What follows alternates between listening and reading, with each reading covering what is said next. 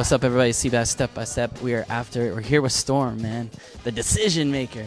So, why you calling me like that, man? It was though, man. It was. Why at the end, of course, you know, like we had to give our decisions out before, so I guess you know that Raka was briefed that he should go, you know, down the line like that, and I was the last one, so. What was I supposed to do? No pressure at all. You know, he could have started on my side too, right? Yeah, we'll talk to him after. Yeah. But just talk about Red Bull BC1 tonight, man. How was it? It was intense, and it was very emotional, yeah.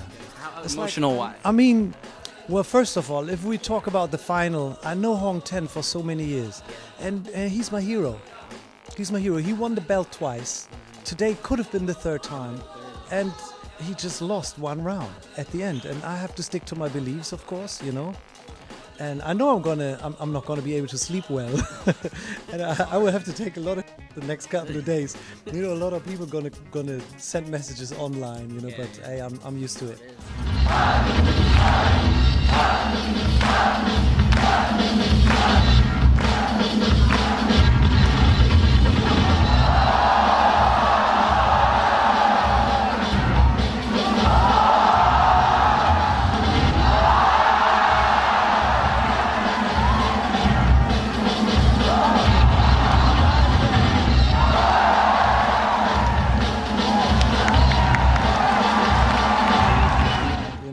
This is how it is. Yeah.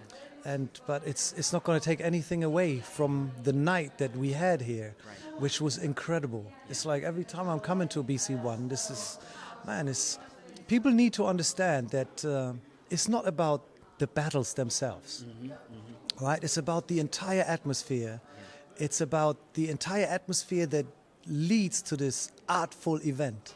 You know? It's incredible just that you can, for us to give a perspective with the millennials that are coming up, you know, us, and how important it is that, you know, we haven't had to deal with anything like that big and stuff. And so we definitely have to learn when those situations come about, and even all the different countries that are here.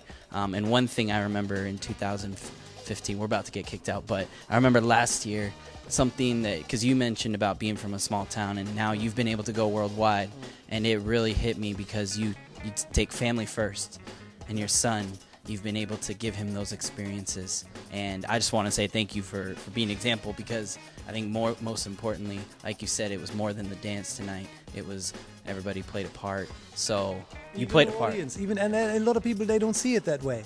But you know, the audience created that vibe, that crazy vibe. Think about it. Sometimes I was like, oh shit, you know, my way over here, I was on the plane and I was watching Ben-Hur, the movie. I was like, what?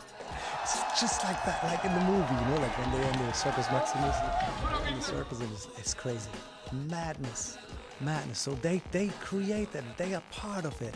That, you know, back and forth, there's always communication between everybody that plays a role here, and I mean everybody. People need to acknowledge that. It's not just a show that's going on. It's not television, you know. You could spit at the host, but he could spit back, you know. It's like that, and people, you know, if they would embrace that a little bit more, and bring it back to, you know, how like the days, how it used to be all life, you know, and you know, sometimes I think it's sad when people are holding up their cell phones and they film. Okay, if they hold it up like that, that's still all right, because they're not looking through the screen, right? But if they go to some joint and they look into the screen to see what's happening over there, plus, you know, that there's latency, you know, like always like for 1-2 seconds, so what they see here is all offbeat, you know, they miss half of it, you know, and they spoil a lot for the people behind, you know. So if you go to a live event, if you go to a party, make sure, this is my opinion, make sure you mingle, you get together with other people and you feel the vibe, you know. Even if you just talk like me now, you know, this is what this is all about. All right? Thank you so much. Who do you remember? You know what I mean? Yeah. Who do you remember? You go home and then you're like, oh, who did you meet? Oh, I was looking through my screen and I was just filming. You know, and most camera guys, right? Most camera guys, sometimes they're in the mix and they don't understand that they are spoiling the view, that they blocking it for everybody else, and they mess it up for everybody because they think they're invisible. Right. You know, because that's what it is. You zone out, so fixed on what you see. It's all ocular-centric, and the whole haptic thing, you know, is missing, you know? It's all about this, the kinesthetic thing, you know, you want to feel this. You want to if somebody gives you a hug, you want to feel this, and it's going to mess with you, you know? It's doing something with you. This is what this is all about. Peace. Thank you. Peace. We got to All go. Representing